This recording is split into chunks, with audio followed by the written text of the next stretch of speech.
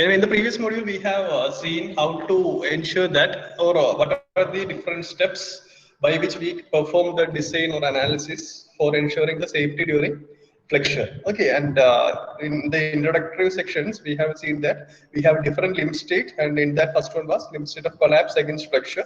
Then we have limit state of collapse against shear. This is the second possibility by which our structures may fail. So we need to ensure that under the action of shear also the structure is safe. So those things we will discuss in this particular module.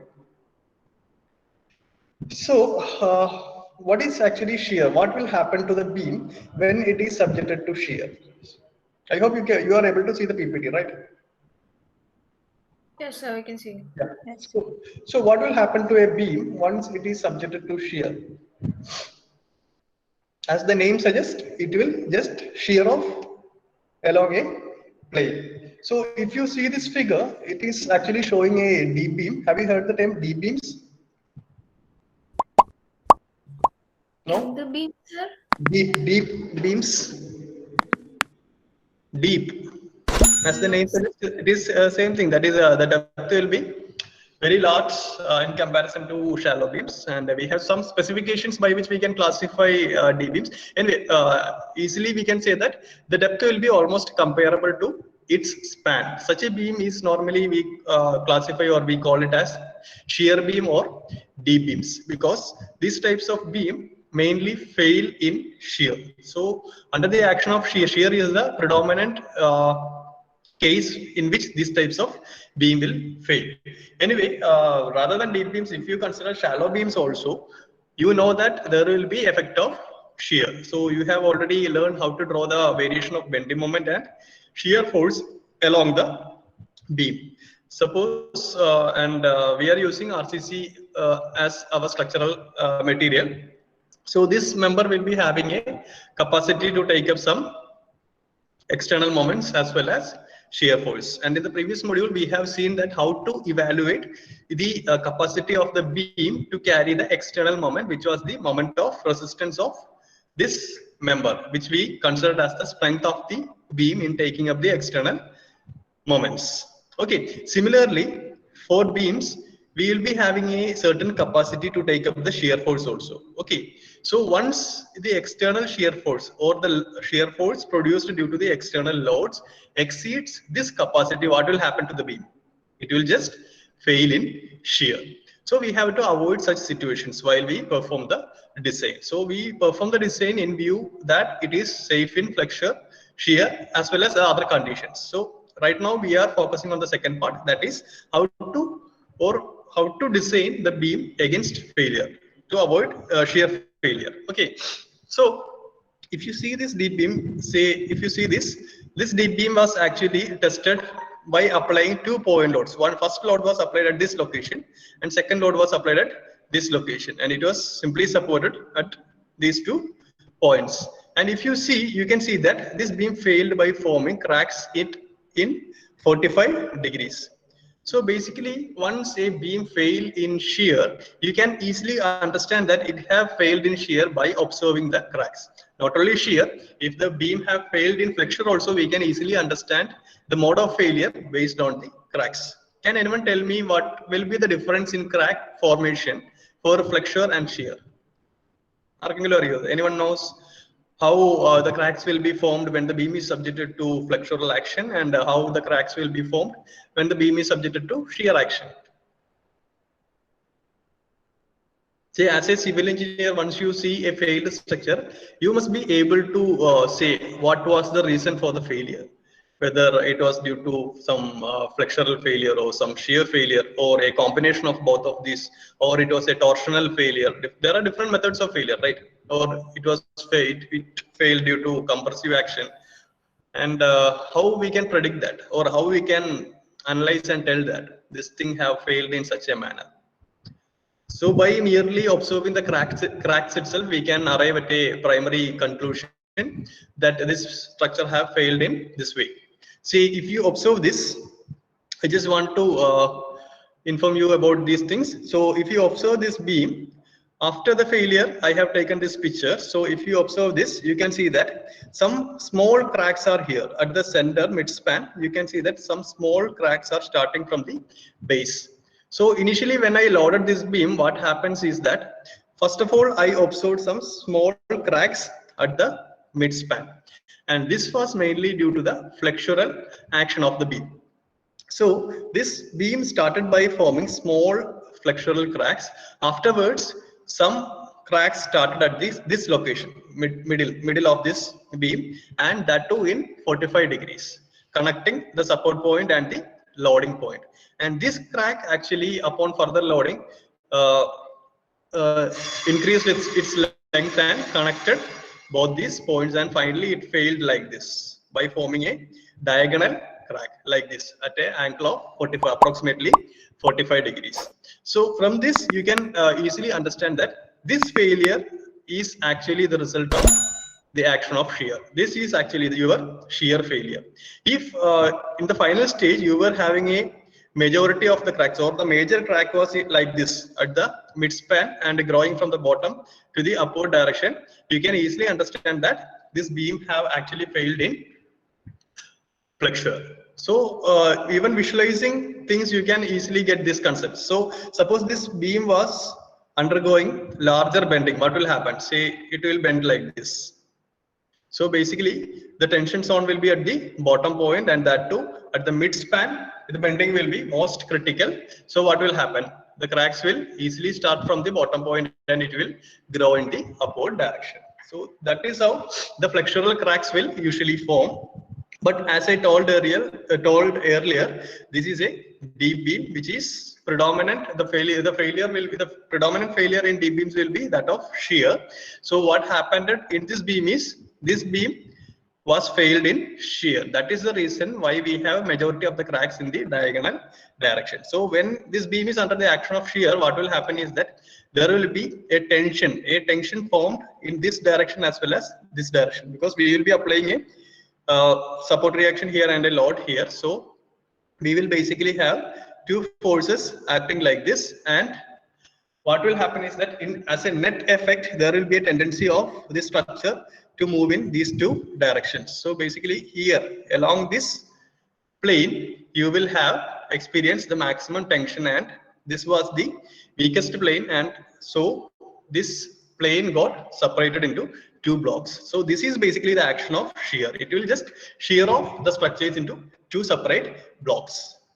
And let me share a general thing. So if you observe this beam, I have applied a symmetrical loading. Say I have applied a load here and same load here, and I was having supports at equal distance from the center. But if you observe towards the end, I was having the major crack, or the main crack was on my left side, and if you observe on the right side, you have only a less intense crack in comparison to the other. What can be the reason for this? Can anyone suggest any reason for this? So basically I have applied symmetrical loading, and again the dimension of the structure was same, but the intensity of the crack formed on my left side or this side of the beam is higher in comparison to the other. What can be the reason for that? These are general observations. Can anyone tell me any reason? Any reason? That was the failure plane. Why it failed at that location? What can be the reason for that? Anyway, we are applying a symmetrical loading, right? So when you draw the shear force or bending moment diagram for a symmetrical loading case, say for example, let's take the case of a simply supported beam where you are just applying a central point load. Okay. When you draw the shear force or bending moment diagram, it will be symmetrical based on the center line, right? Right. If you draw a vertical axis, it will be symmetrical with respect to that axis. So that means on both sides you are having equal intensity of bending moment or the shear force, same thing. Then why on one side alone this beam have failed?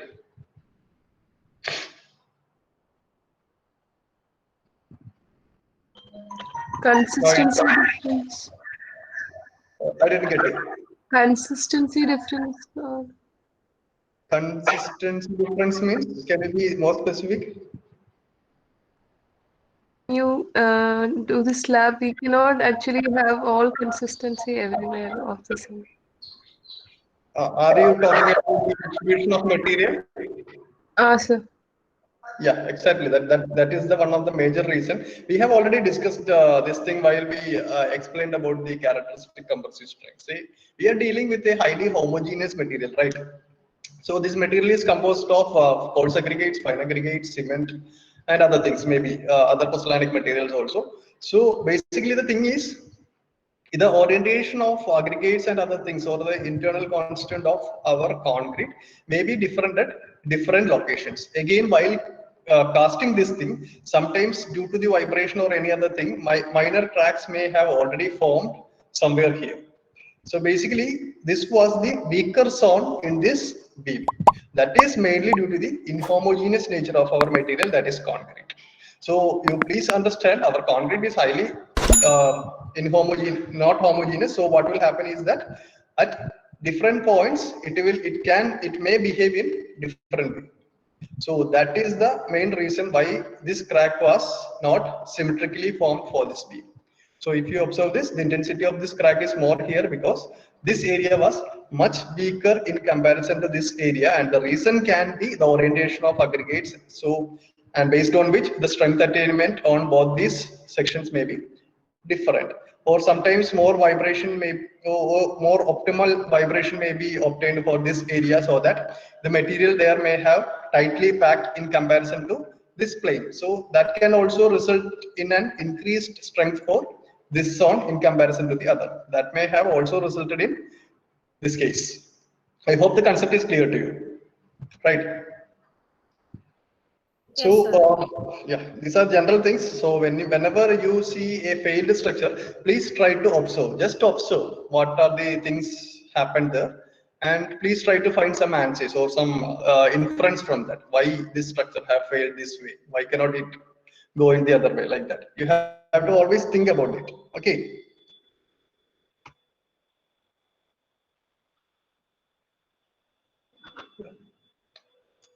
Now, Now the question is, so we have understood that when a beam is under shear, it may fail, and if it is failing, again it will be failing by forming diagonal cracks like this. Okay, so basically what we understood from this is that whenever a beam is failing in shear, it will have formed diagonal cracks and it will get separated based on this. So how can we prevent this?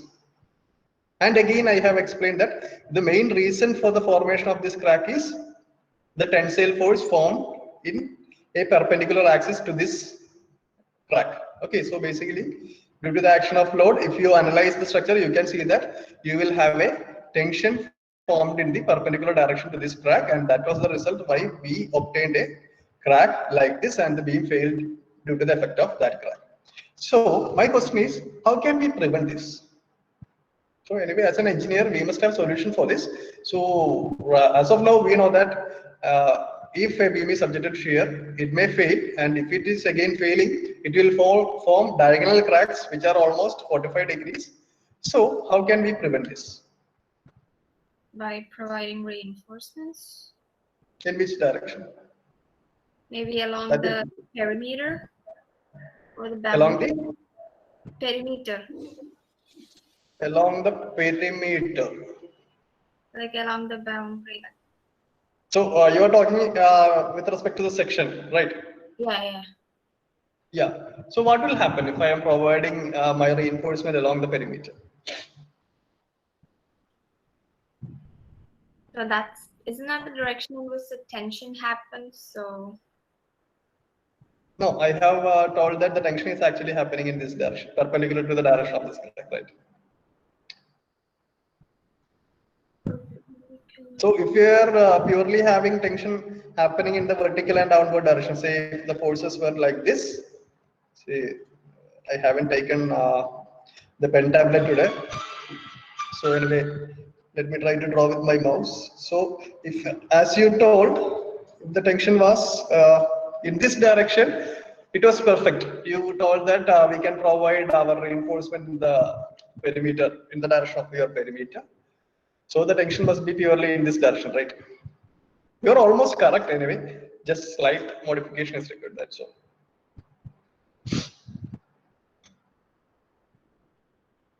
So basically the thing is, as I told, the tension will be like this, always perpendicular to this direction. If this was the correct case, our crack might have formed in this way.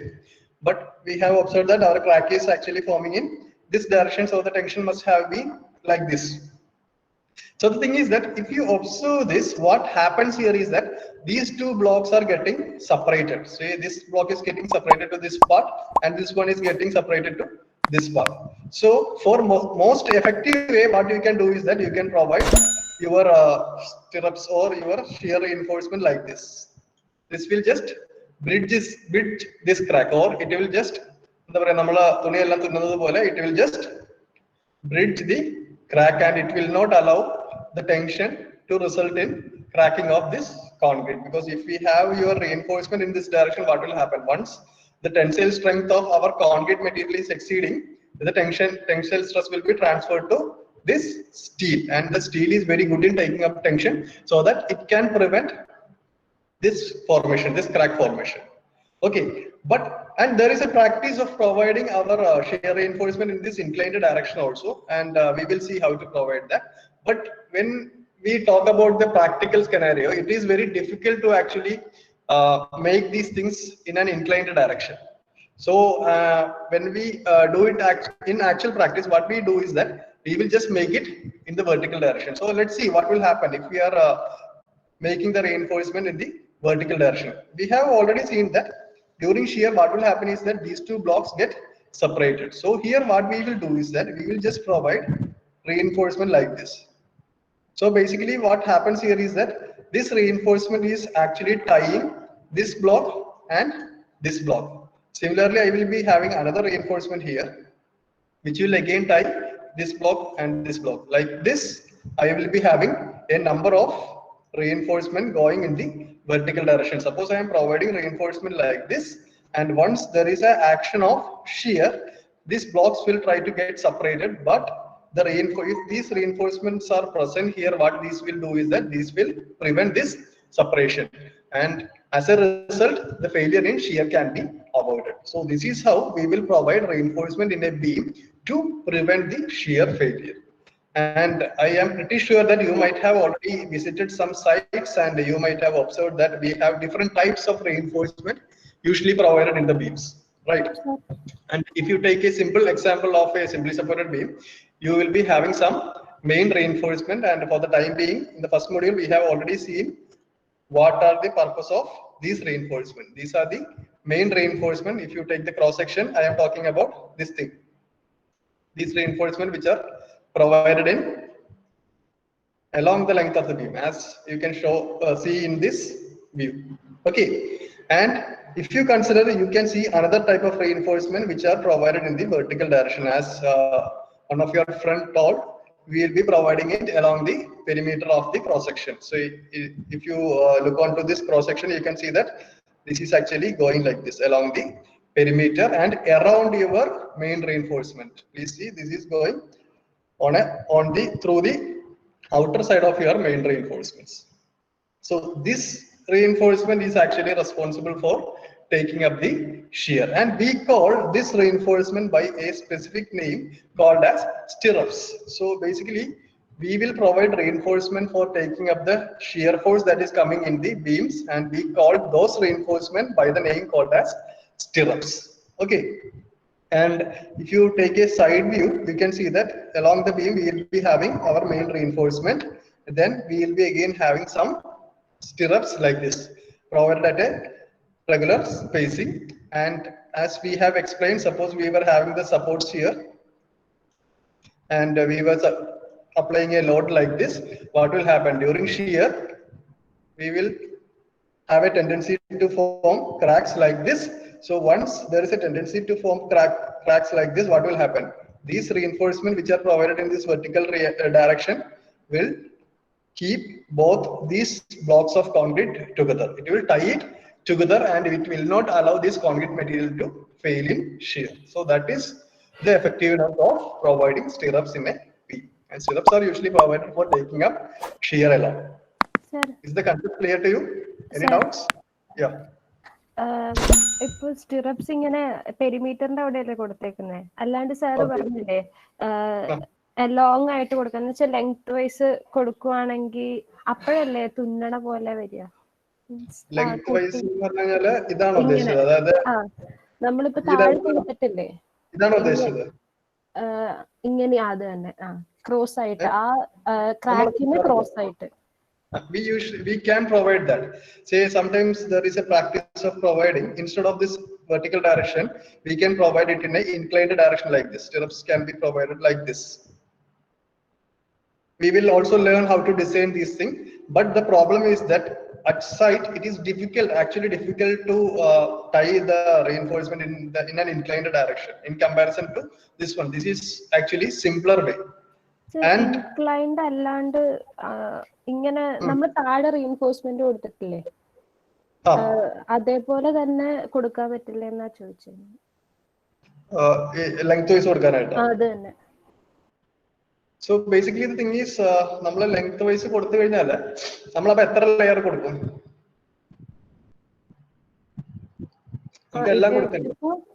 ഇപ്പൊ ഇതിനൊരു specific gap ഇല്ലേ, അതേ ഇതിൽ തന്നെ കൊടുത്താൽ പോരെ. Yeah, okay, that was a good question anyway. So the major problem in that is,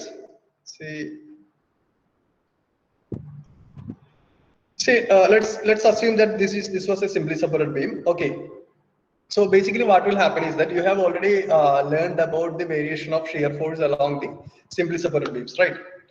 So in such a case you can see that where will be suppose I am subjecting a simply supported beam to a UDA, where will be the shear more critical, or the value of shear force will be maximum at which location?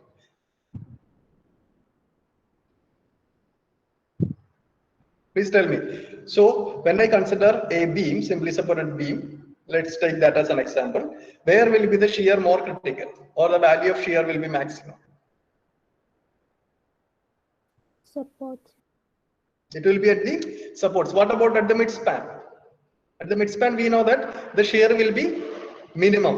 Okay, the least value of shear will be minimum at the midspan, and when we consider the same thing at the support, it will be most critical. So what we will actually do is that if we are providing stirrups for resisting this shear force, what we can do is that we know that the shear is more critical at the supports. So at this point what we will do is that we will provide the shear reinforcement, that is our stirrups, at a closer spacing. Okay, so that we will have more number of reinforcement for taking this additional shear force. But we also know that at the midspan the effect of shear is less. So what we can do, we can save some reinforcement by increasing the distance between these stirrups.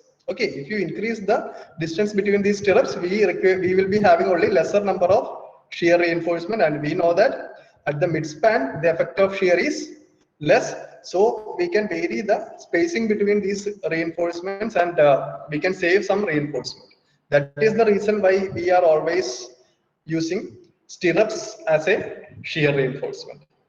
And as you suggested, if we are providing reinforcement in the longitudinal direction, that is along the length, it also will be effective in resisting shear. If you are providing reinforcement in the full length, it will be also effective in resisting the shear. But normally we cannot achieve this thing. So we know that the shear force is minimum at the midspan and maximum at the supports. So in this case what we can do, if we are providing the full length reinforcement, is that we will be forced to cut these reinforcement into smaller parts and provide smaller parts of reinforcement in the support, and again coming to the midspan we will be forced to reduce the number of reinforcement provided. In such a case another problem will arise. Please visualize how we cast this concrete member. You might have seen concreting, right?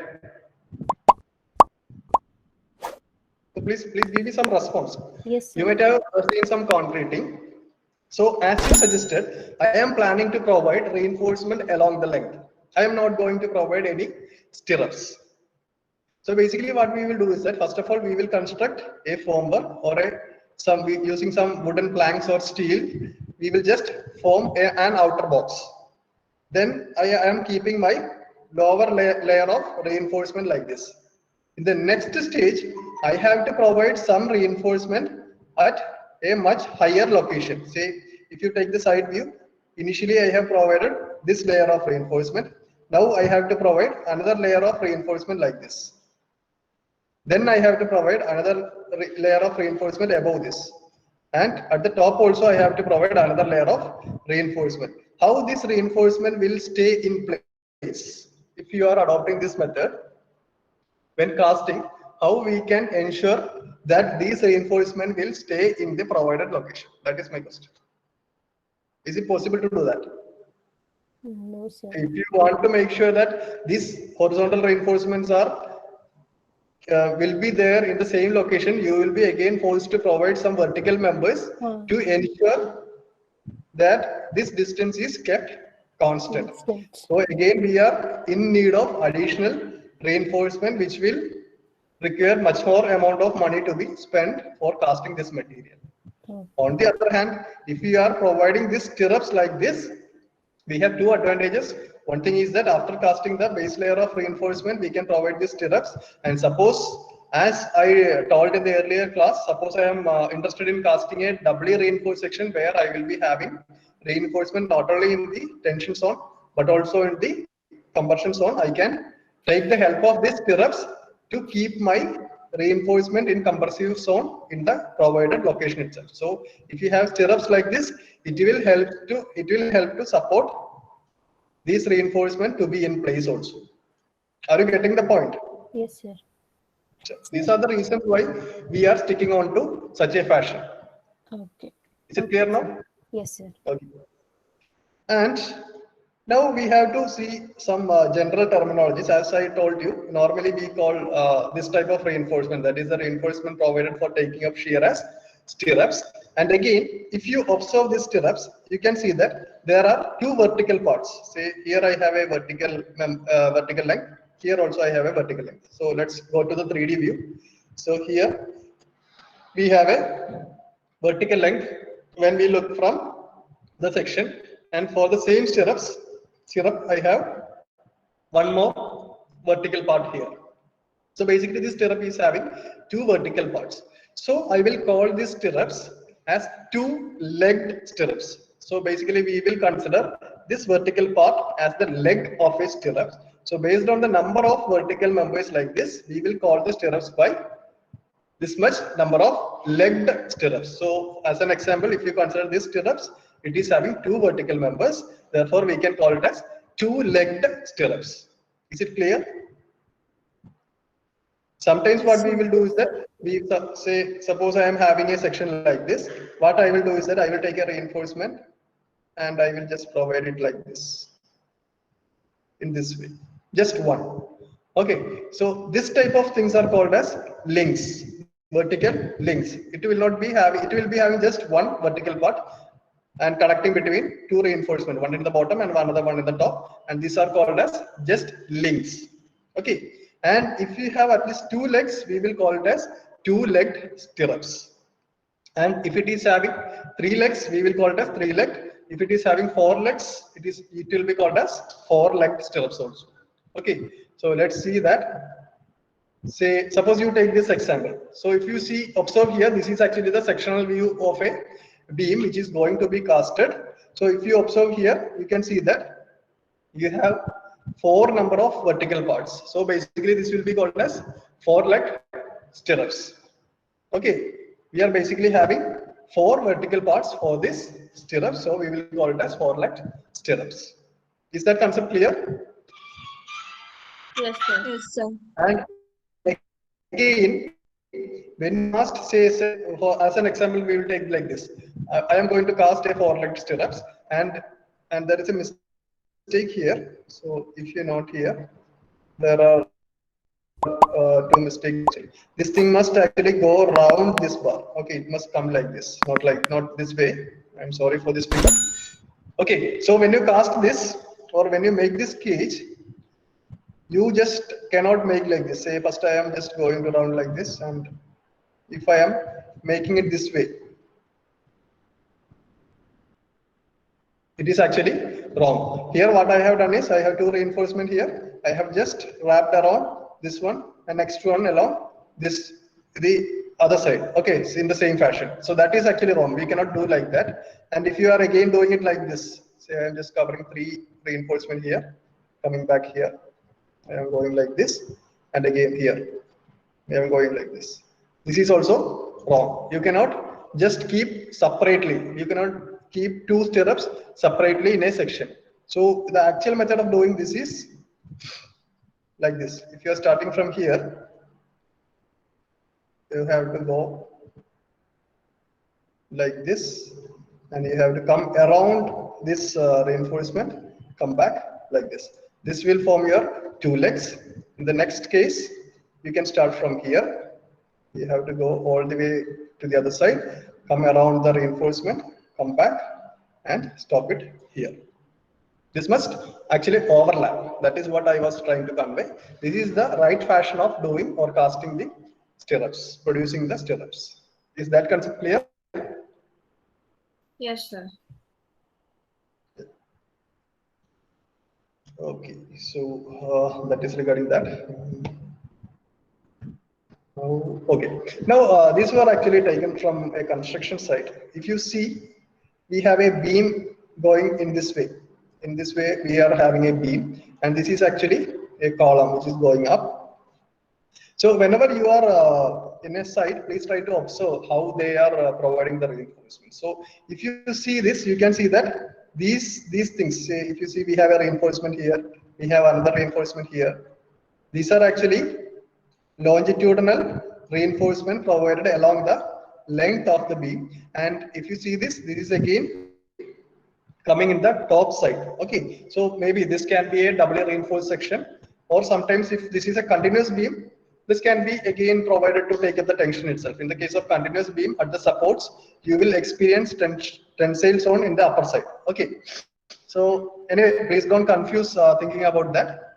So please understand, these are longitudinal reinforcement, and these things, say if you observe, we have some members going like this. These are actually your stirrups, which is going round the cross section. Okay, if you look it from side, it will be like this. These are your stirrups. So is this picture clear to you? From this you can observe some stirrups as well as some longitudinal bars. And I would like to show you one more thing from this figure.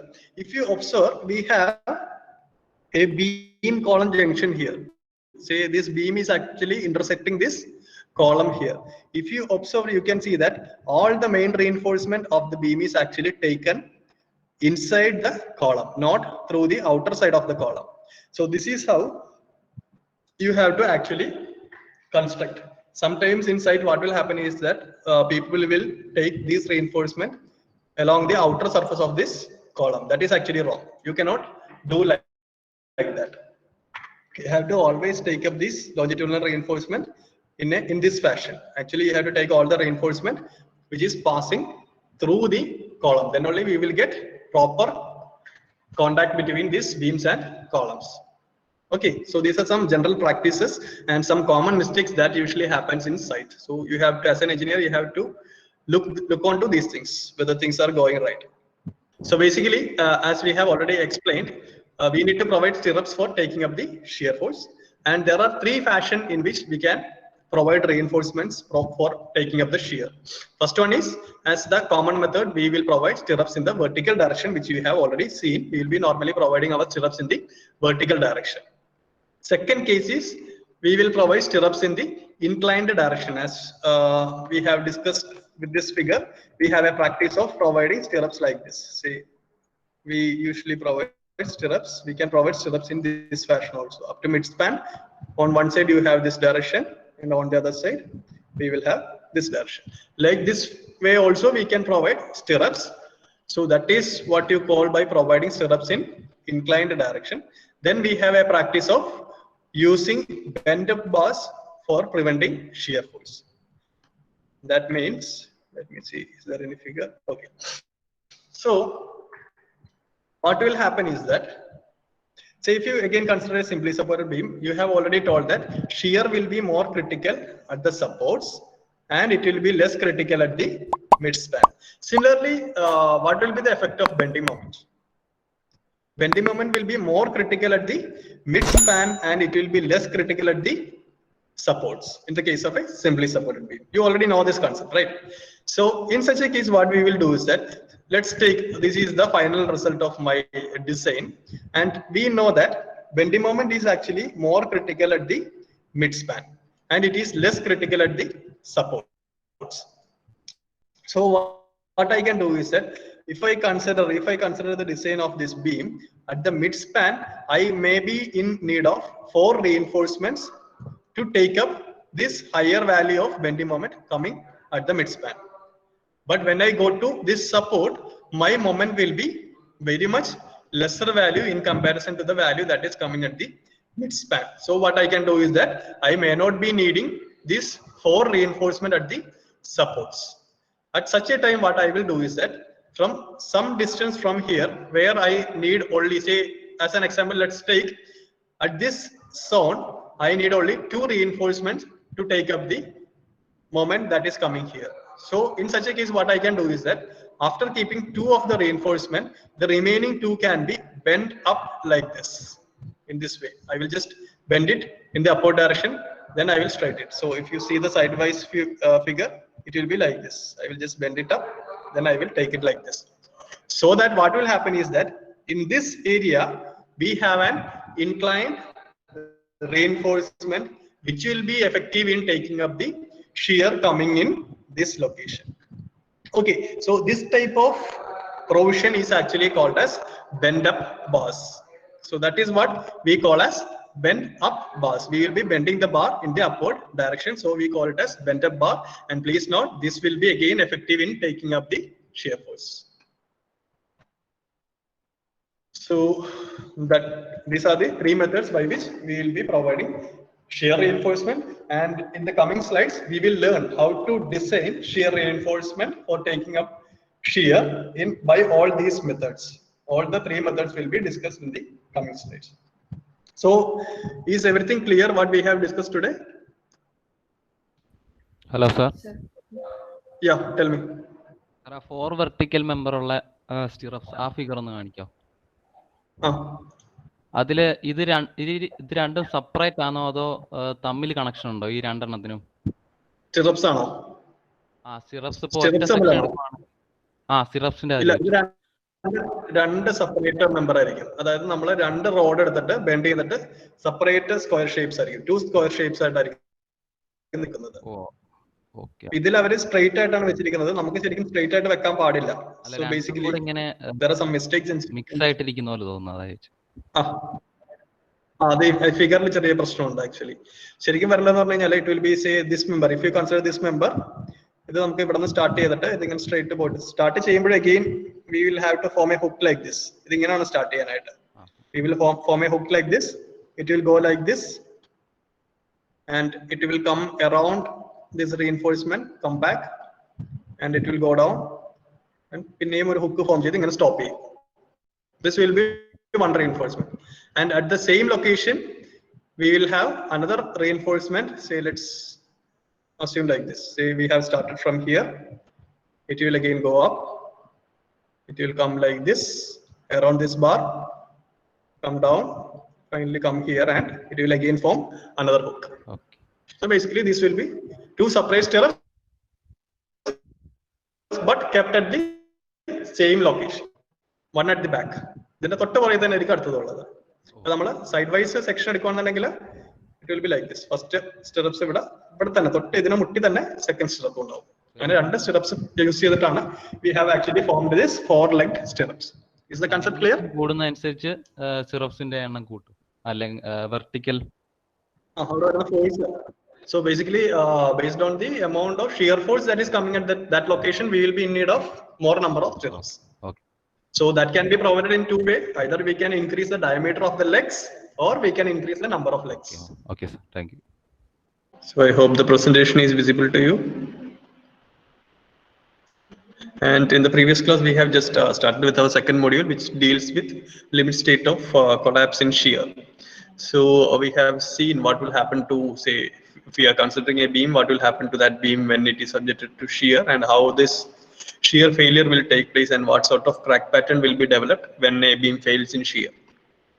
Then we have seen how to prevent this. So for the prevention of this, we have seen that how to provide the reinforcement, in which orientation, and we were calling this reinforcement, which is provided for preventing the shear, by a typical name called as stirrups. And we have also seen that as the number of vertical members increase, we will call it as their legs. And if you are having a stirrups like this, as shown in this figure, it is having two vertical members, so we usually call it as two-legged stirrups. And we have also seen that based on the amount of shear force acting, say if you are considering the supports, we know that for simply supported beams, normally we will be having higher effect of shear at the support, so we will be providing stirrups at a closer spacing.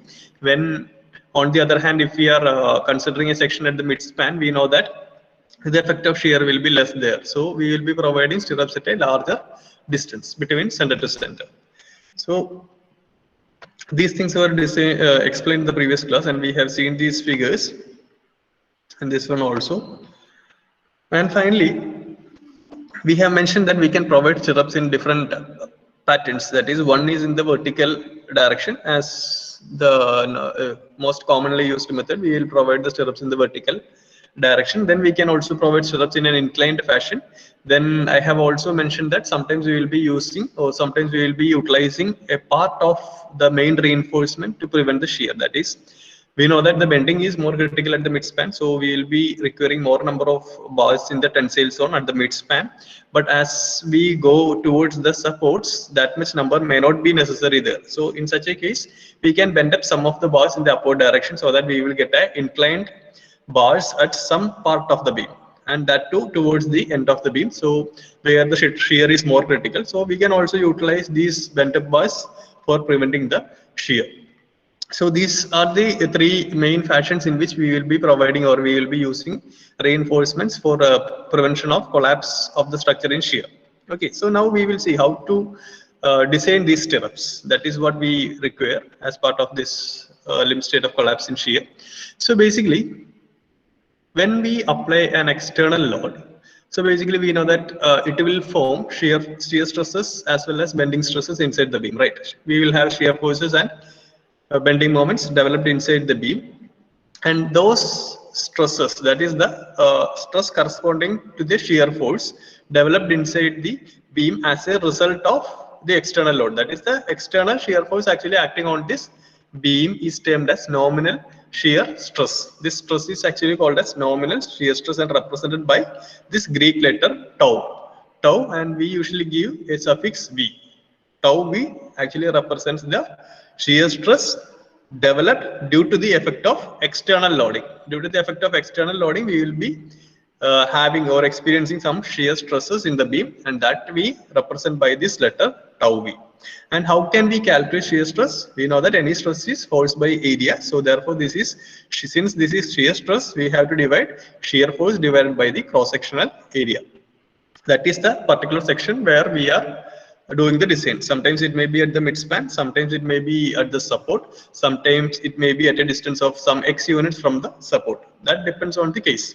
So basically what we have to understand is that this tau v represents the shear stress developed by the external loads. Okay, and that can be calculated by the external shear, or the shear force which is formed at the beam divided by its cross-sectional area, B into small letter d. Okay, and also please note, since we are dealing with limit state of design, we have to always consider factored load, okay, or the design load, which is obtained by multiplying the actual force value with respect to a load factor, normally taken as 1.5. So VU will be calculated by multiplying 1.5 with respect to the actual shear force that is acting on the considered section. Okay, I hope the concept is clear to you. So we use the factored shear force due to the loads. So right now we have understood that this much shear stress will be developed in the beam. So we have to design the beam in such a fashion that this beam will be safely able to carry this much shear stress. That is the objective. Now, For this, we have two material. Actually, we have two material in the beam. One is our basic concrete. Then we have reinforcements, right? And again, if you consider the final result of limit state of flexure, say we have already seen to how to briefly we have seen how to design a beam to ensure that it will not fail in flexure. So towards the end of that design, we will be normally getting the dimension of the beam as well as number of reinforcement provided in the tensile zone, right? And as some of your friends suggested in the previous class, these bars which are provided in the horizontal direction also will help in resisting the shear force or the shear stress by bridging these blocks, right? Those things we have discussed in the previous class. So basically this RCC section is having some capacity to take up shear due to the presence of this reinforcement, as well as the concrete is also capable of taking up some shear force. So basically what we will see is that based on the capacity of the RCC section, we will we know that this RCC section is having some capacity to take up the shear. First of all, we will calculate that. We will check the capacity of the simple RCC section to take up the shear. Then we will compare this value with the externally caused shear force, that is this tau v. We have seen that this tau v is the amount of shear stress that should be taken by the beam. So in that case, as a first step, what I am doing here is that I will be calculating the capacity of the plain RCC section to take up this shear, and I will compare these two values. Okay, so if the capacity is sufficient to carry this externally caused shear force, that is okay. We need not provide any additional shear reinforcement. But if it is less, we have to provide additional shear reinforcement. So that is the concept. Anyway, let's see how to find out the capacity of the RCC section. Say for this, what we have to do is that it is this shear stress that can be safely taken by the concrete section, or the shear capacity of the section to take up the shear stress is normally represented by this letter, that is again tau, and to the suffix we will provide it as C to denote it as the capacity of the concrete. This is tau C, that is the shear capacity or shear strength of our concrete section. And how to find this? Design shear strength of concrete tau C can be taken from table 19 of IS 456 2000, page 73. If you have your code with you, please go to page number 73 so that you can have a glance at that table. It is table number 19 of IS 456 2000, and in page 73 you have this table, table 19. So let's see what we have in that table.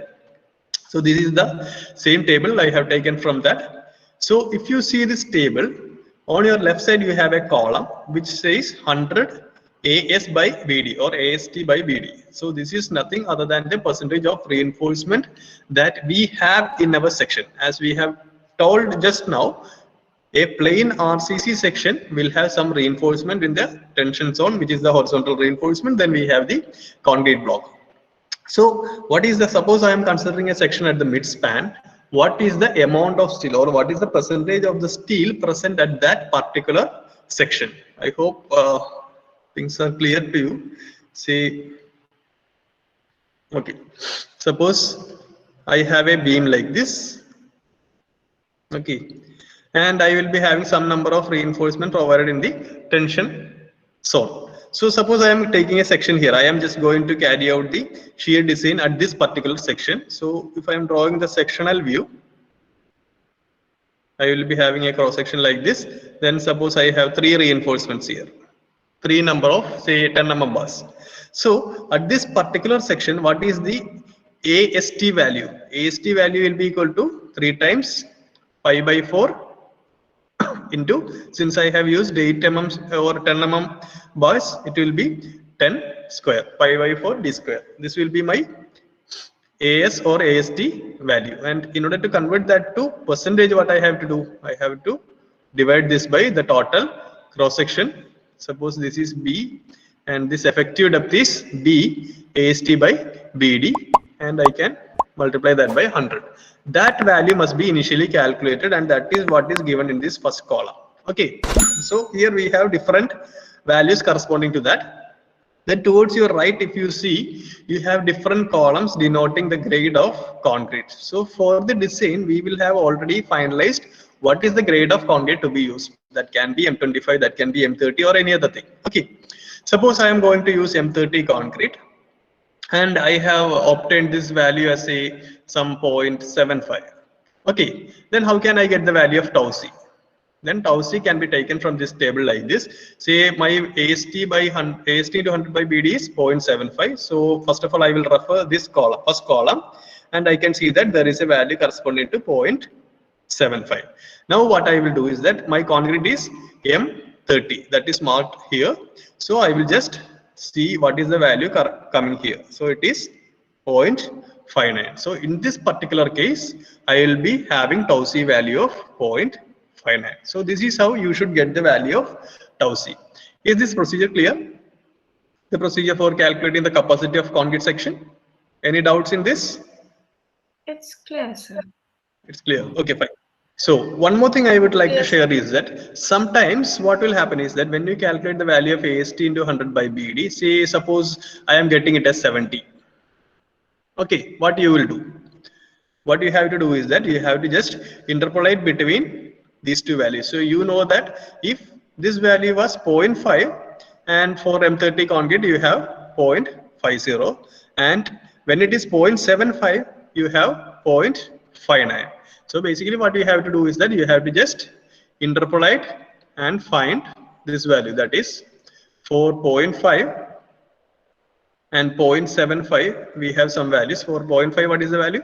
It is 0.5 itself, right? 0.5, that is taken from here actually. Okay, then for 0.75 I have it as 0.59, but I need to find the value of 0.70.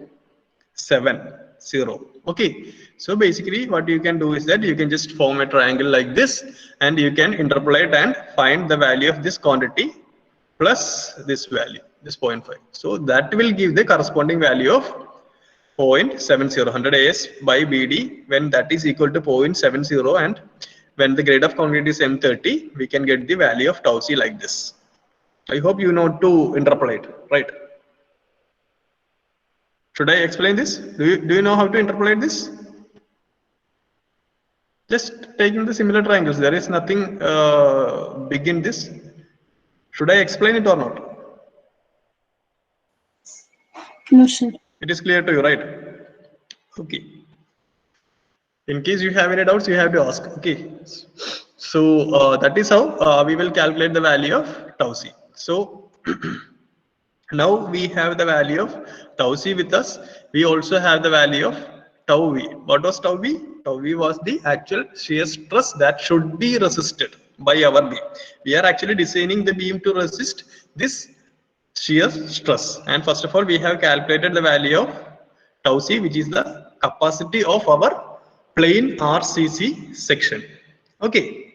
Now we have to find out one more value, that is tau c max. Okay, this code or IS 456 suggests that in no case we can provide a shear stress greater than this value in any section. Okay, we cannot provide a value of tau c or the shear stress acting on a structure which is greater than this. This should not be provided. If the value of tau v is exceeding tau c max, we have to redesign the section. That is, we have to change the dimension of the section. There is no other possibility other than to change the dimension. So basically we have to compare the value of tau v with tau c and tau c max. If tau v is greater than tau c max, we have to redesign the section. If tau v is less than tau c, that is the capacity is larger, or the strength carrying capacity of the section is larger, we need not provide extra stirrups for this. Or in other case, if tau v is greater than tau c, capacity but less than tau c max, in such case we have to actually design for stirrups, shear reinforcement. Okay, so these are the things. We will just look into this in detail. So again, as we told, maximum allowable shear stress, that is tau c max, can be taken from a table, that is table number 20 of IS 456 2000, given in the same page, page 73 itself. The table is like this, based on the grade of your concrete. So as we were explaining, we were trying to use M30 concrete. We have the value of tau c max as 3.5. 5. So in no case, when I use M30 grade concrete, in no case my tau v must be greater than 3.5. If this is the case, I have to redesign. Okay, or otherwise I have to use a higher grade of concrete. So these are the two possible methods by which I can proceed with my design. I hope this is clear to you. Then one more thing is there. Say as we have seen, when tau v is less than tau c. So what is this condition actually?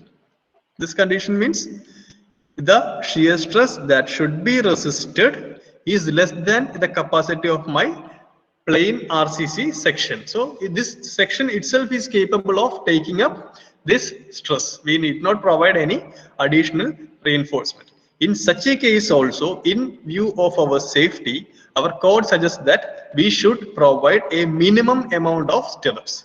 So please note, in this case actually our section is capable of taking up the external shear stress, but in that case also code suggests that we have to provide a minimum amount, very less amount of stirrups to ensure proper safety. Sometimes accidentally, in case this load is increasing slightly, that can cause a collapse. So in order to prevent that, what code suggests is that in this case also we have to provide a minimum amount of shear reinforcement, which should be designed based on this relation given in your page number 48 of IS 456. Okay, so we will see the clauses given in the IS 456 so that things will be much more clear to you. So for the time being, let's see what this equation tells us. So we have a term called as ASV, which is nothing other than the cross-sectional area of the stirrups. Then we have one term called as B, which is the width of the beam. Then we have SV, which is the spacing of the stirrups. We know that stirrups will be spaced at some space. Some space will be there provided in between each stirrups. That is what is called as SV. Then 0.4 by 0.87 Fi. Fi is the yield strength of our steel. So here what we will usually do is that in case we need to provide a minimum amount of shear reinforcement, so we will just assume that I will be providing say two-legged say 8 mm stirrups, 8 mm 5, that is diameter is 5, two-legged 8 mm stirrups. So what will be the area of the stirrups?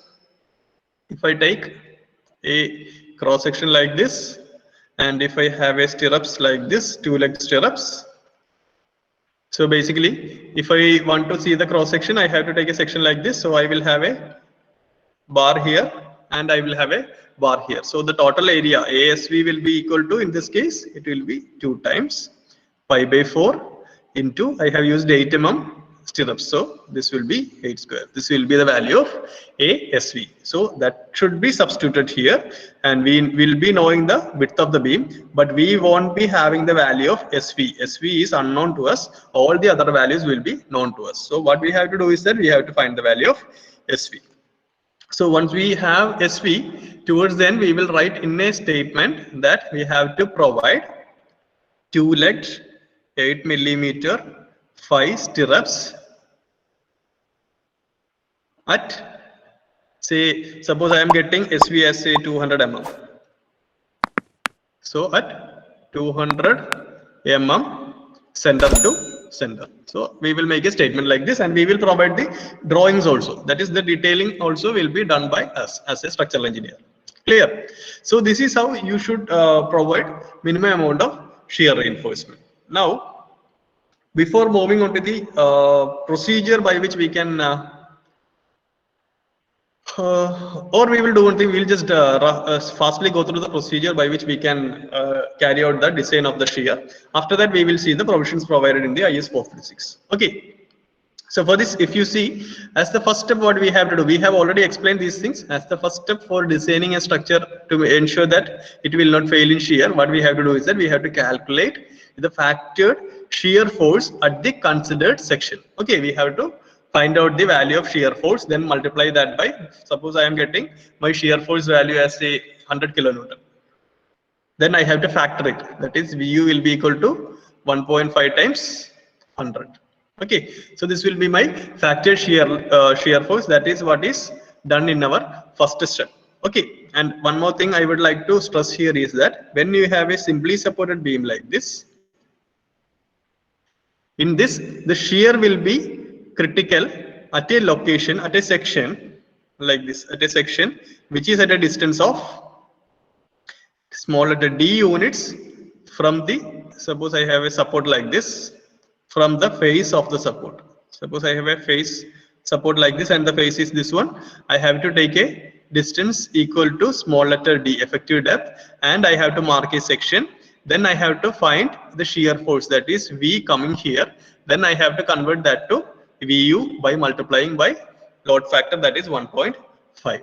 So this will be the most critical section in a simply supported beam. So please remember this, the critical section for shear in a simply supported beam will be at a distance of d units from the face of the support.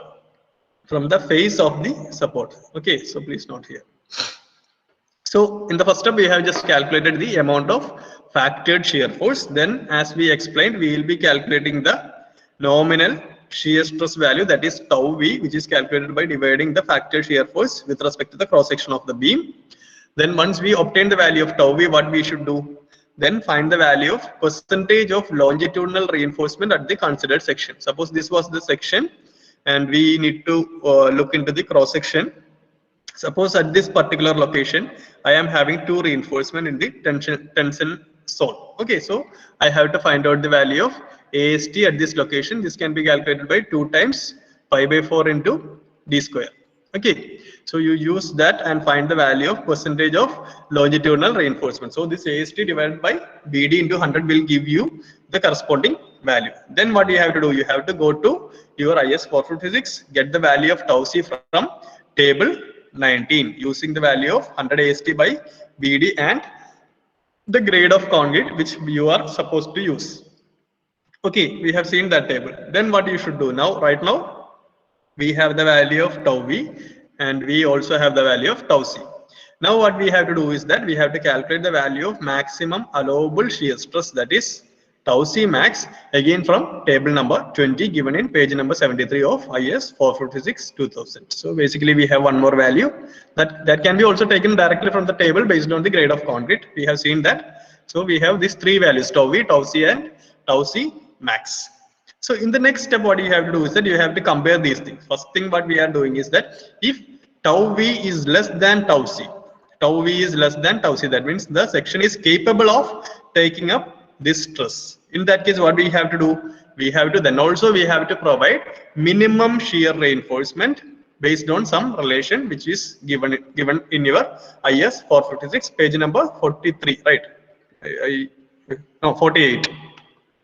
Okay, in page number 48 of your IS 456, there is a provision for minimum reinforcement, and there specific to shear, you have the provisions for providing minimum shear reinforcement, and there we have some equations based on that you have to provide some minimum shear reinforcement when the condition is tau V is less than tau C. And let's move on to another possibility, that is tau C is actually less than tau V, that is the section is not capable of taking up this external stress. But this external stress is again less than the maximum permitted value, that is tau C max. Okay, our section is not capable of taking up the external stress, but the external stress is again less than the value of tau C max. In such a case, we have to actually perform the design for shear reinforcement and provide the final reinforcement. Okay, in this case, we have to perform the actual shear design in the second case. And we have one more possibility where tau C, that is the capacity of the section, is less than the externally acting shear stress, but the externally acting shear stress is again greater than the maximum permitted value, that is tau C max. So this cannot be permitted. So in such a case, what we can do is that we have two possibilities. One is to change the section, or another one is to use a higher grade of concrete. We normally don't go for higher grade of concrete. We will just change the section. Okay, so this is the major part in this. And once you finalize this, for each of these case, we have different provisions. So first one, we have already seen for minimum shear reinforcement, we have an expression, and based on that, we have to assume a diameter and length of the stirrups, and finally, we have to find the spacing between these stirrups. If it is in the second part, that is we need to actually perform shear design. Again, we have different types of equation based on how we are providing. We can provide the stirrups in vertical direction, we can provide it as inclined stirrups, or we can utilize the bend up bars. For each of these case, we have different set of equation, and you need not worry, all these equations are given in your code. Okay, so we will see that. And towards the end, we have one more case. In this case, we cannot proceed with the current section, we have to actually perform the redesign. And in step 7, for minimum shear reinforcement, that is for the first condition, assume the diameter and number of legs for the stirrups and find the total area of stirrups. Then we have to find the spacing using this expression. This thing we have already seen. Now for the actual design of shear reinforcement, what we should do, say whether it is in the vertical direction or the inclined direction or the bend up bars.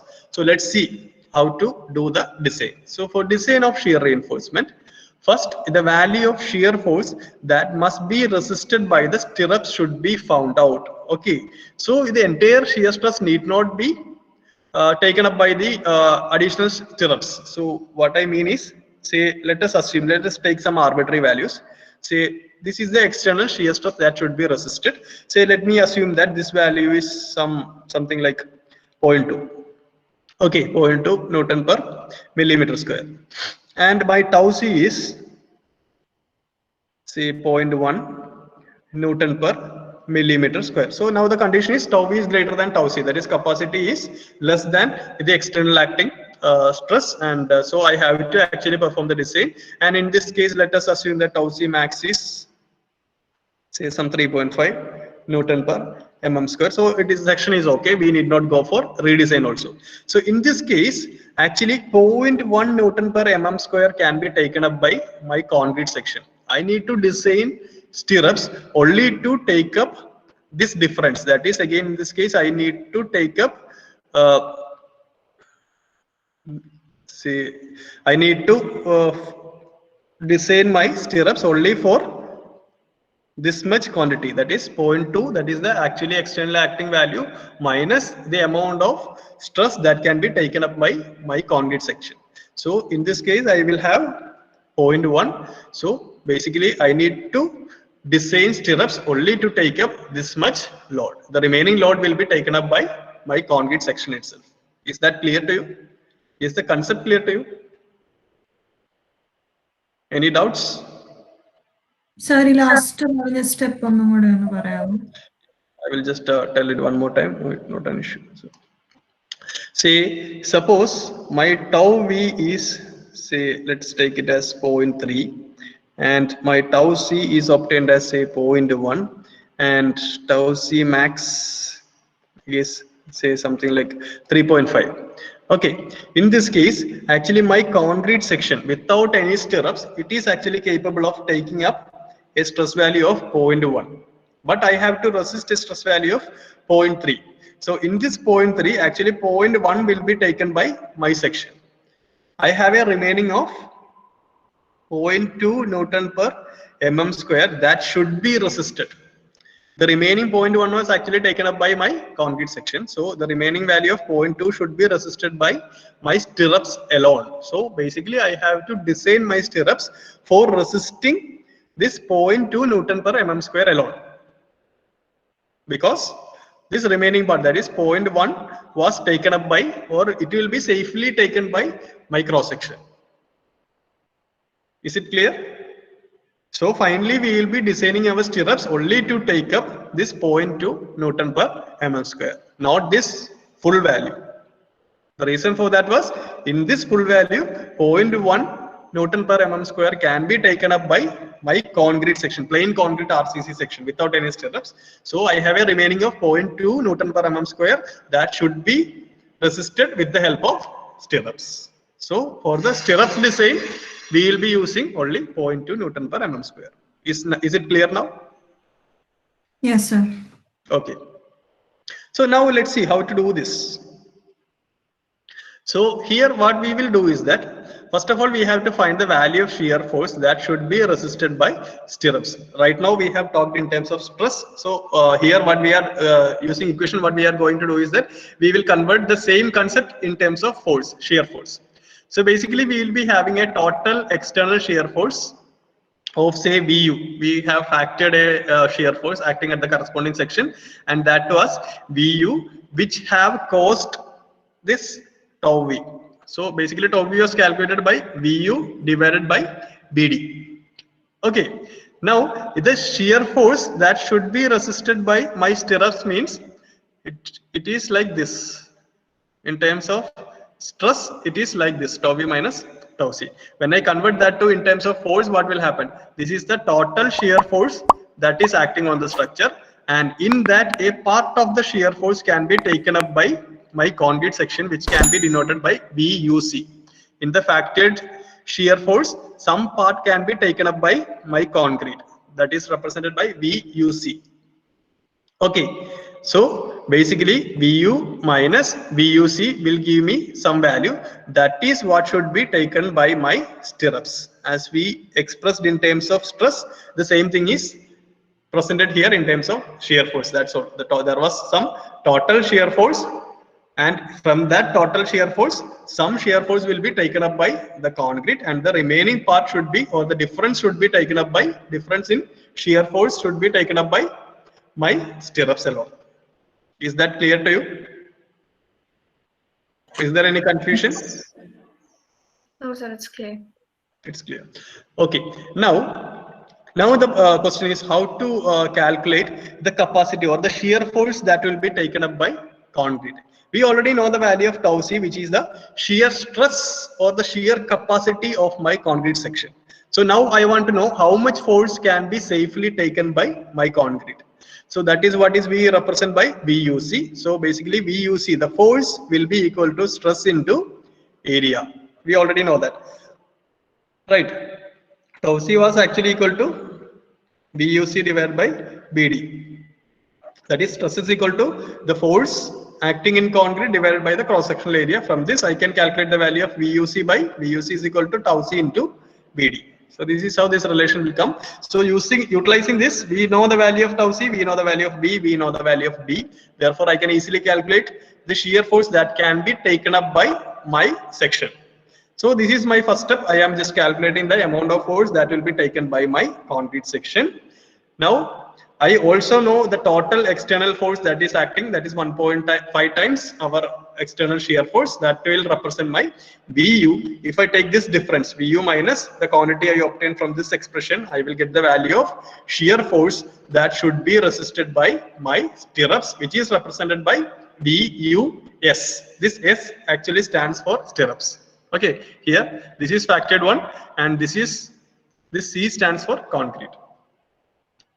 Now, once you do that, you will get the amount of shear force that should be resisted by your stirrups alone. Okay, so once you get that, you have different equations provided in your code based on the condition in which you will be providing the stirrups. So let's see that.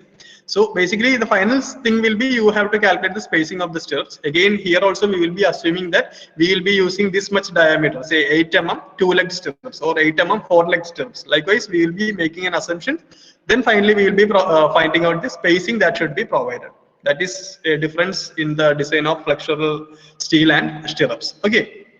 So the spacing of the stirrups can be calculated from the following relation after fixing the diameter and number of legs of stirrups. And again, all these expressions are given in your page number 72 of IS 456. So let's take the first case there. First case is we are just going to provide it as vertical stirrups. We will be providing it in the regular fashion, that is in the vertical stirrups. We already know the amount of shear force that should be resisted by my stirrups that we have calculated in the previous slide. VUS was equal to VU minus VUC. Substitute that value here. So basically this value is known to us. Then 0.87. Fy is known to us. ASV, what is ASV? As we told, it is the cross-sectional dimension of our stirrups. Suppose I am providing 2-legged 10 mm stirrups. 2-legged 10 mm stirrups. My ASV will be 2 times pi by 4 into 10 square. Okay, please. A common mistake students make is that when you calculate this ASV, they will calculate the cross-sectional area of the flexural reinforcement, the reinforcement which runs throughout the length of the bar. That is not the thing. Here ASV stands for the cross-sectional area of the stirrups. So please note this S. S stands for stirrups. Okay, suppose I am providing 2 leg 10 mm stirrups. As I told, it will be 2 times pi by 4 into 10 square. And I also know the value of D. Then the only unknown in this expression is SV. Therefore, SV can be calculated like this. Upon simplifying this, I can easily get, or in this way. Upon simplifying this expression also, I can easily calculate the value of SV.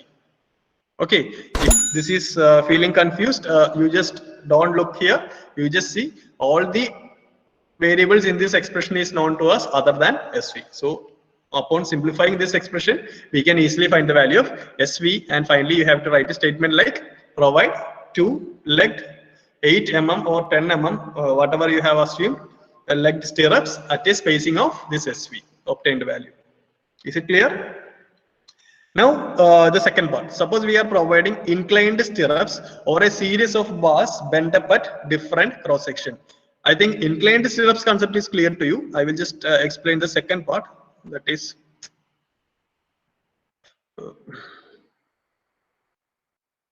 okay.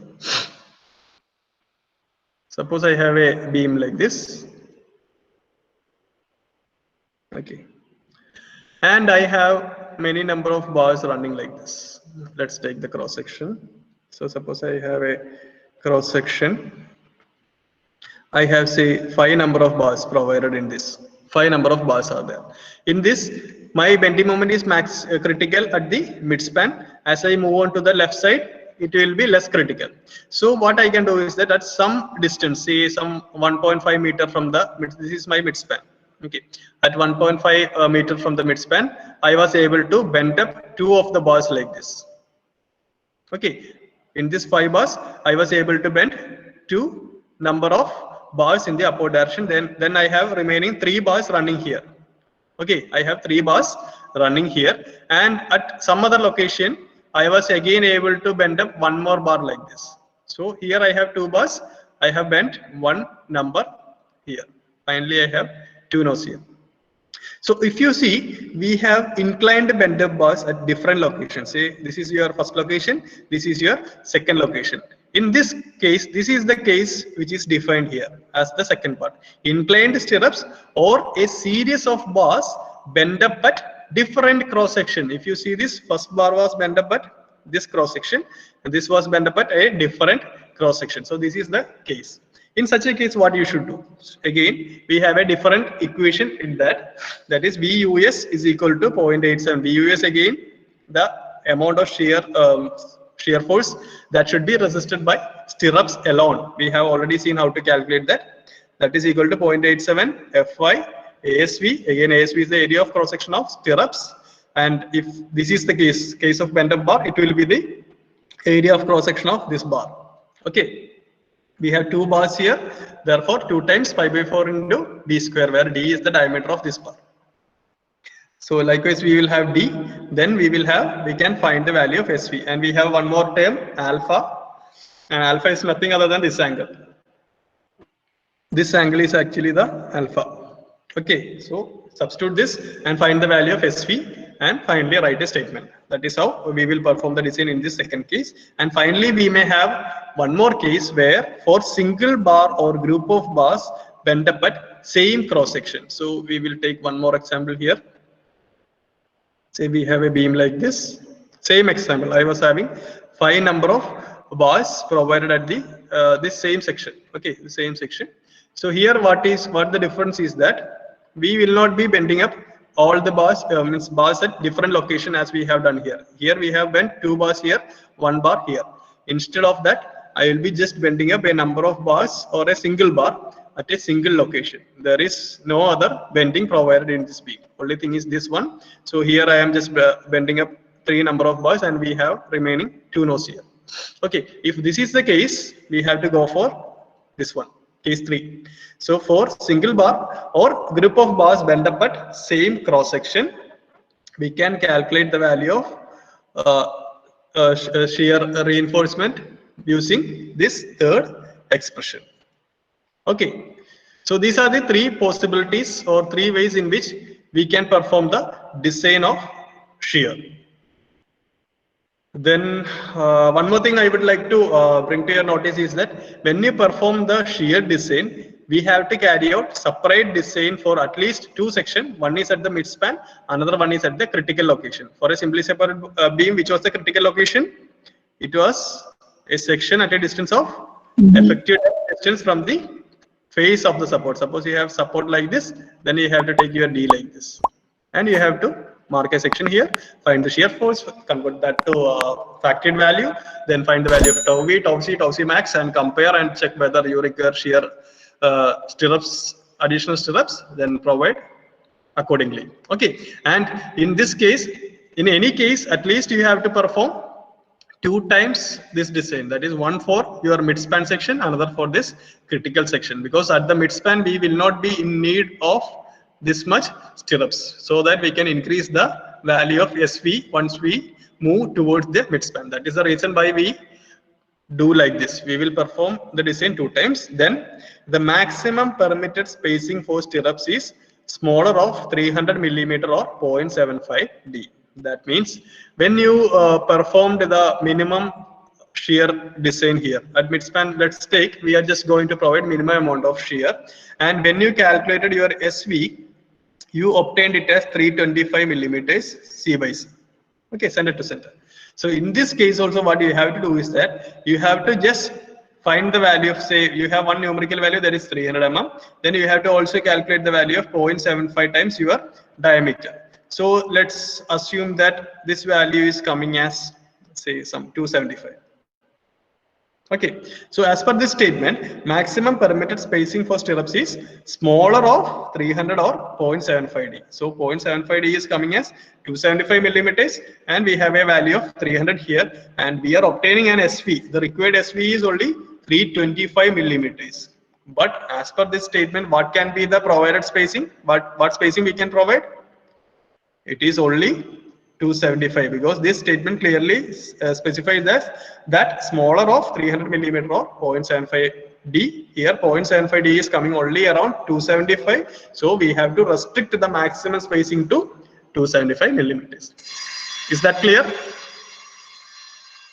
Any doubts? Clear, sir. Yeah. So this is what regarding the design of shear reinforcement. So in the next class, we will start by looking onto the provisions provided in your IS 456 code. Okay, so we have to actually read that at least 1 or 2 times. If you are reading only, you will be familiarized with these concepts. Okay, and lot more conditions and notes are given in your code. So let's read it one time in the next class, and we will see each procedure given in that. After that, we will proceed with the problems. You have in page number 72, actually you have from clause number 40, limit state of collapse in shear. So let's see what all things they have given here.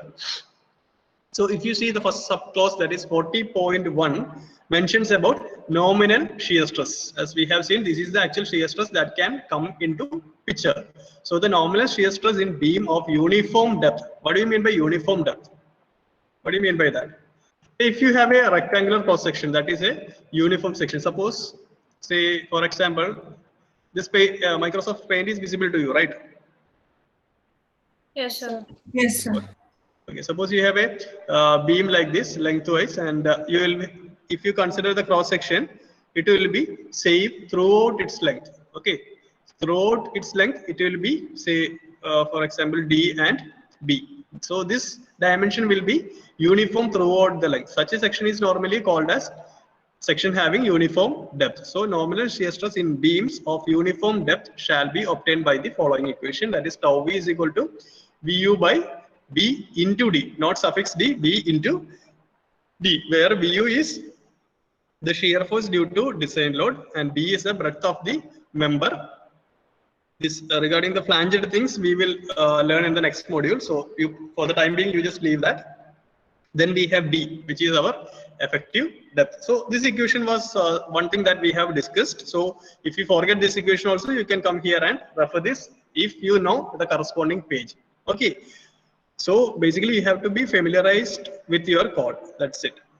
Now moving on to the next subclause, that is 40.1.1. So this thing was defining about the section when the section is uniform throughout the length. But we will be having cases where the section is not uniform throughout the length. For example, say a cantilever, say suppose let's consider a cantilever, say for example your sunshade. So you might have seen that the sunshade may be having depth like this. The depth at the end will be less in comparison to the depth at the support. I am not again discussing about why we are providing lower depth here. I am assuming that you know the reason for this, why we are providing a lower depth here and a higher depth here. So in such a case, if you see, if you take a section here, you may be having a rectangle like this. But if you are taking a section here, you will be having a smaller rectangle because the area will be less here. That means the cross-sectional area is actually varying throughout the length. In such case, you cannot calculate the nominal shear stress using this expression. So in such a case, what we have to do is that we have to use another equation which is given here. That is tau v is equal to Vu plus or minus mu by d into tan beta by bd. What are the different additional terms came into picture? One is mu, that is the bending moment acting at the interested section. Say suppose I am going to design shear here. Suppose I am going to design shear at this section.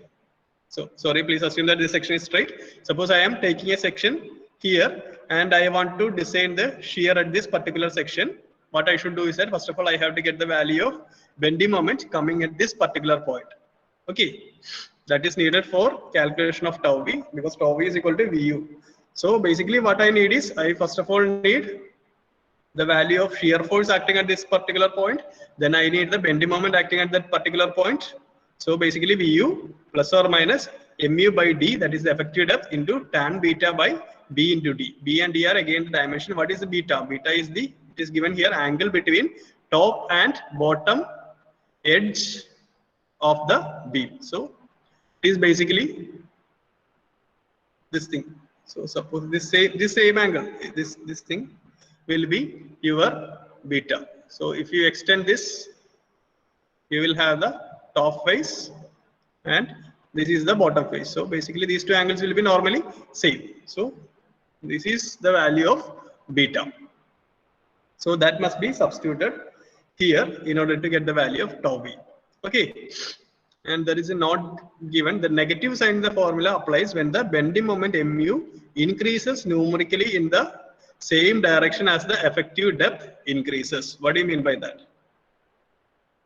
Suppose it mentions that the negative sign in the formula applies when the bending moment mu increases numerically in the same direction as the effective depth d increases. That means if you take the same example, if you see, if I am moving in this direction, I can see that the depth is increasing. Here I have a smaller depth, here I have a larger depth, and it is constantly increasing. So if the value of mu is also varying in a same fraction, that is mu here must be actually less than the mu at this location. If since the depth is again increasing in this direction, mu must also follow a same pattern. If that is the case, what we should do? We have to apply a negative sign. The negative sign in the formula applies when the bending moment mu increases numerically in the same direction as the effective depth d increases. I hope the concept is clear to you. And the positive sign when the moment decreases numerically in the same direction, that is the opposite case. So if if the case is not like this, instead it is like this, then I have to use the positive value. If the case is like this, I have to use the negative value. Is it clear? Any confusions?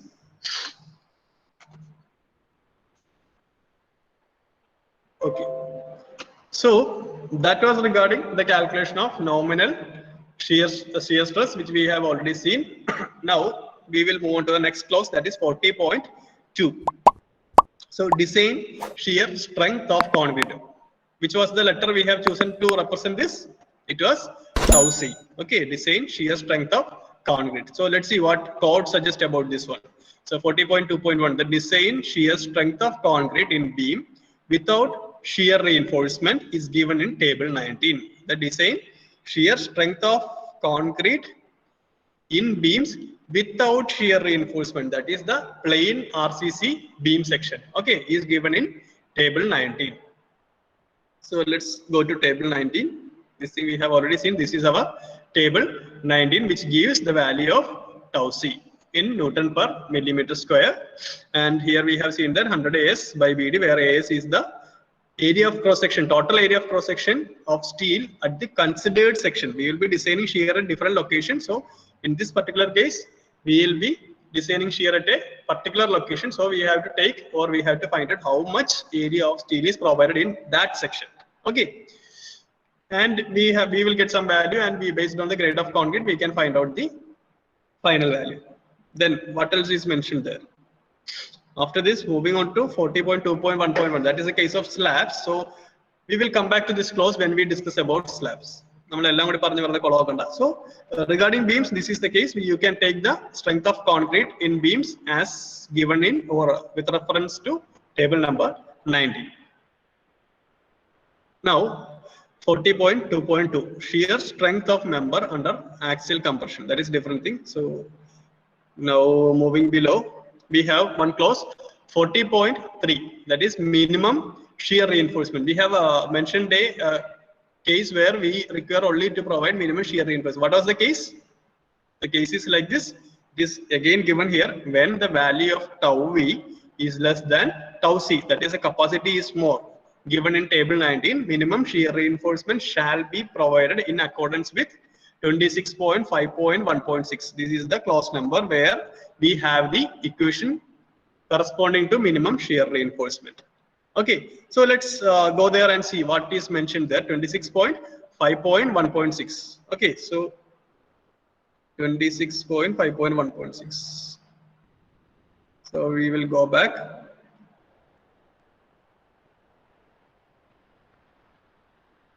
(26.5.1.6). So if you come here, you can see that this clause actually mentions about minimum shear reinforcement. So minimum shear reinforcement in the form of stirrups shall be provided such that ASV by B into SV is greater than or equal to, we will take it as equal to 0.4 divided by 0.87 by Fy, where ASV is the total cross-sectional area of stirrups legs effective in shear. Okay, so please note this. Normally students will make a mistake with cross-sectional area of stirrups and cross-sectional area of flexural reinforcement. So please don't commit the same mistake. So ASV is the total cross-sectional area of stirrups legs effective in shear by width of the beam into spacing of the stirrups should be equal to 0.4 by 0.87 into Fy, characteristic strength of stirrups reinforcement. Again, please note, this is not the grade of your flexural steel.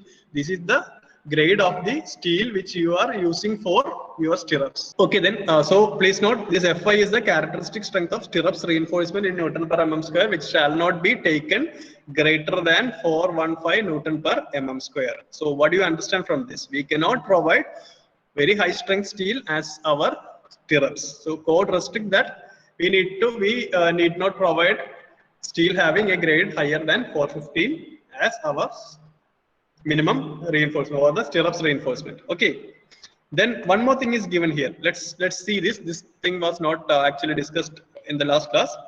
Please listen. Where the maximum shear stress calculated is less than half the permissible value. Okay, where the maximum shear stress calculated, that is our tau v, is less than half the permissible value. Permissible value means our strength of concrete, that is tau c.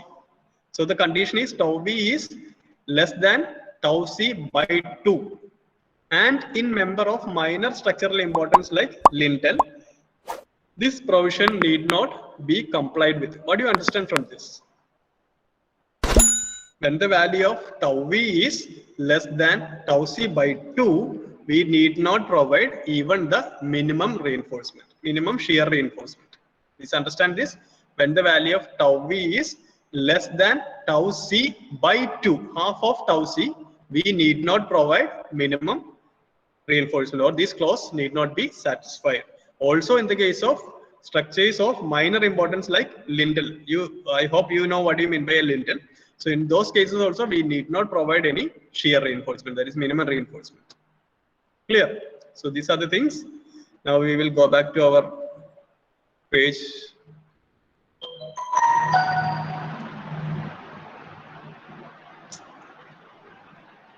73, 72. Okay, so that was it. Now that was regarding the minimum shear reinforcement. Now we will move on to the second condition. First condition is now explained. Tau v is less than tau c. In that case, we have to provide minimum reinforcement. Now let's see, tau v is greater than tau c but less than tau c max. That is the next condition. Therefore, we have to go with design of shear reinforcement. So when tau v exceeds tau c given in table 19, shear reinforcement shall be provided in any of the following forms. That is what code suggests. The first method is vertical stirrups. Then we have bent up bars along with stirrups. Bent up bars along with stirrups. And finally, we have inclined stirrups. So these are the three possibilities. Now let's see what is the procedure on which we can provide this. Where bent up bars are provided, their contribution, this is one condition. When bent up bars are provided, their contribution towards shear resistance shall not be more than half that of total shear reinforcement. Anyway, for the time being, problem. Okay, so where were we? Okay, so we have basically three methods of design, and this part we will discuss when we do our problem. So coming to the next paragraph, here we have shear reinforcement shall be provided to carry a shear equal to Vu minus tau c into Bd. This thing we have already seen in the previous class. So basically some part of the shear force will be taken up by our concrete section, and the remaining should be taken up by our shear reinforcement. So the strength of shear reinforcement Vus shall be calculated as. So from basically this equation, we will get the value of Vus, and based on the type of shear reinforcement we are using, we have to use different expressions. And again, these expressions are given in your code. I just want to show you these things. That is why I told you to take up the code. Okay, all the expressions are there in your code. No need to by heart these things. If you are becoming, or you want to become a practicing engineer consultant, structural consultant, in that case, you may be in need of by hearting these things, because this will be every now and then you will be using these type of equations. So every time you cannot refer the codes.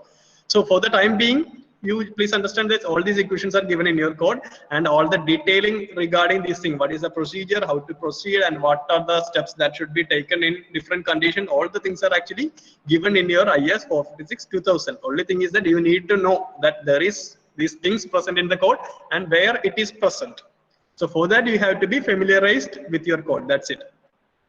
So as we discussed all these equations in the previous class, all the details are actually provided here. So each equation is given, and they have explained each of the terminologies used in these equations also. You just need to substitute it and find the value of spacing. That's all. Okay, any doubts up to this point?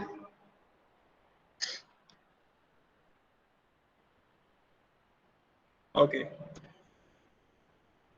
Now we have few notes here. Let's see what that is. When more than one type of shear reinforcement is used to reinforce the same portion of beam, the total shear resistance shall be computed as the sum of the resistance for various type of separately. Okay, that is nothing. Say suppose I have a section like this. I have a beam which is going like this, and at this particular location I have some bend up bars, as we have discussed earlier. I have bent up some bars, so this portion will be actually effective in taking up the shear force. In addition to this, I am just providing some vertical stirrups also. So basically, the net shear resistance at this location will be the sum of shear resistance provided by my vertical stirrups and this inclined bar. So here one or more type of reinforcements are actually used for providing resistance against shear. So we have to basically add it up. That's all. Direct. Then the area of shear shall not be less than that specified, the minimum specified in 26.5.1.6. That is, when we perform our design, sometimes the condition will be tau v will be greater than tau c. In that case, we actually need some shear reinforcement, and we perform the design, and finally we are obtaining some value for shear reinforcement. The thing is that we have to again calculate the minimum amount of shear reinforcement as suggested by 26.5.1.6. So let's take this. In our case, tau v was actually greater than tau c. So we have to provide the design for shear, and after completing the design, I obtained my result as, say, 2-legged 8 mm 5 stirrups at a spacing of say 280 millimeters C by C.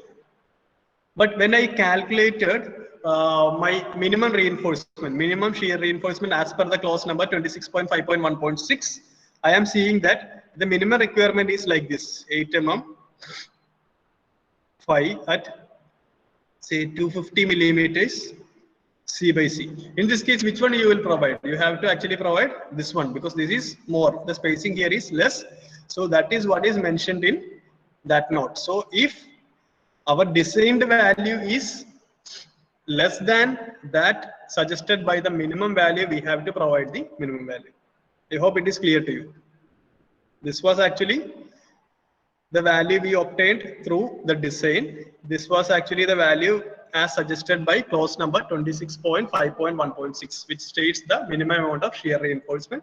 And in this case, this was much more in compared to the value we obtained from design. So we are forced to provide the second case. This much reinforcement should be provided. Is it clear? Any doubts? So that's all. That is the mainly needed things from this. And when you get time, please try to read these clauses also. Enhanced shear strength. So earlier I have told you that our critical section will be at a distance of say d units from the support, face of the support, right? We have marked it like this, and this was our critical section. What is the reason for this? Why cannot we go for this support? You have already seen that at the support only we will be getting the maximum shear force, right? When you have drawn the shear force diagram and bending moment diagram, you might have already seen that. Then again, I have told you that the critical section is at a distance of d units from the face of support, and there was no doubt from your side why I am mentioning it like that. Okay, so I am just giving this to you to find out why our critical section is at a distance of d units from the face of the support. So please try to read these things.